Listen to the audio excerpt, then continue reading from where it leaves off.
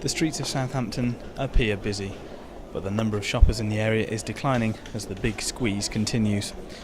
And the economy isn't showing signs of recovery locally after the council announced plans to save £25 million over the next year.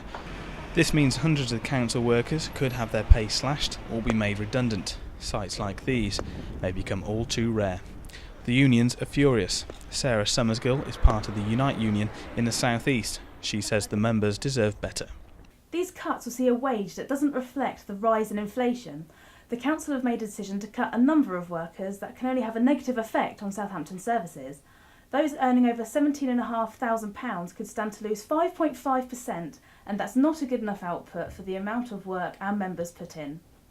I went to Southampton Civic Centre to question council leader Royston Smith on the cuts and what his argument is surrounding the union's dispute.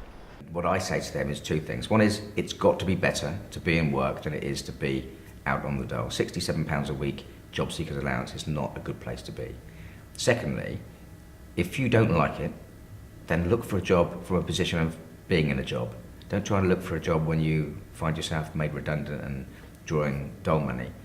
So whatever way you cut it, in my opinion, it's got to be a better way of doing it. The alternative, if we'd just taken the savings that we needed to make and we did it just on staff, between 12 and 1,500 people would have lost their jobs.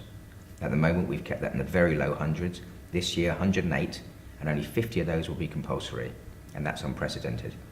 So, it's clear that the council and the unions aren't singing off the same hymn sheets. Now, the council say it's better to have lower paid jobs than to have no jobs at all. The unions say they don't want their members to lose their jobs or any of their pay. Now, in the middle of a recession and the economic climate, sacrifices have to be made, and local government is probably a place where they have to start. Sam Cook for Solent News.